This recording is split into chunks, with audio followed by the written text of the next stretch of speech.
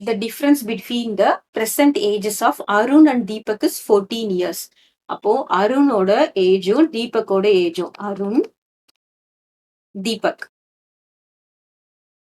இவங்களோட present ages எப்படி இருக்கு அப்படின்னு சொல்றாங்கன்னா the difference between the present டிஃபரன்ஸ்னா என்னது ஒருத்தங்களோட ஏஜ்ல இருந்து இன்னொருத்தவங்களோட ஏஜ் சப்ராக்ட் பண்ணினோம்னா 14 இயர்ஸ் வருதுன்னு இருக்கு. இப்போ நம்ம என்ன பண்ணோம், பெரியவங்களோட ஏஜ்ல இருந்து சின்னவங்க சப்ராக்ட் பண்ணினா நமக்கு 14 வரும். ஸோ இதுல நம்ம யார் எல்டர் அப்படின்றத முதல்ல ஃபிக்ஸ் பண்ணணும். இப்போ நெக்ஸ்ட் ஸ்டேட்மெண்ட் பார்த்தோம்னா 7 years ago the ratio of the ages. இப்போ இதுல 5:7 ரேஷியோ வருது.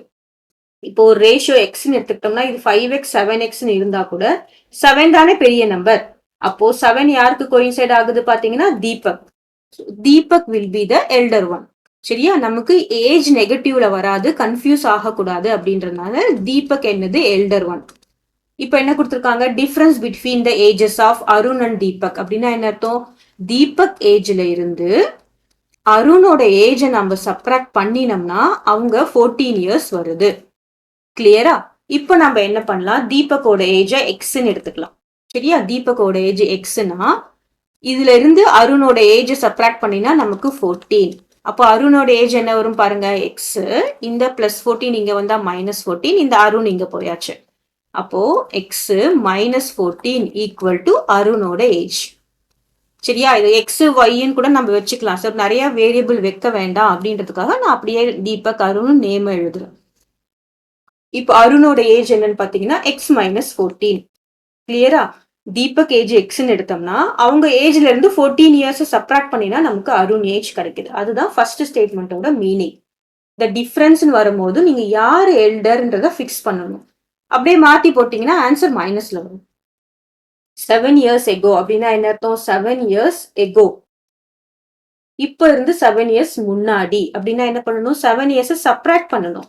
எக்ஸ் -14 -7 7 இயர்ஸ் சப்ராக்ட் பண்ணணும். இங்க என்னது எக்ஸ் -7. இங்க என்ன வரும் பாருங்க, எக்ஸ் -14 -14 -7 is -21. இங்க எக்ஸ் -7. இப்போ நெக்ஸ்ட் ஸ்டேட்மெண்ட் என்ன, the ratio of the ages is 5:7. இப்போ நாம அவங்களோட ரேஷியோ போடலாமா, 5:7 ரேஷியோ என்ன கொடுத்துருக்காங்க, ரேஷியோ இஸ் 5:7. அப்ப நம்ம ரேஷியோ போடலாம் பாருங்க, x -21 by x -7 equal to 5/7. கிளியரா, நமக்கு ஒரு ஈக்குவேஷன் ஃபார்ம் ஆயாச்சா. இப்போ நம்ம கிராஸ் மல்டிப்ளை பண்றோம். 7 into x -21 equals to 5 into x -7. இப்போ 7x minus 21 into 7, 1 7 is 7, 7 2s are 14 equals to, இங்க 5 into x is 5x minus 7 5s are 35. So 7x minus 5x equals to, இங்க என்ன இருக்கு -35 இருக்கு. நான் வேரியபிள்லாம் ஒரு பக்கம் கொண்டு வரேன், இந்த 5x இந்த பக்கம் கொண்டு போறேன், -147 இந்த பக்கம் கொண்டு போறேன். இப்போ -35 அப்படியே தான் இருக்கு, இந்த -147 என்ன ஆகும், +147 ஆகும்.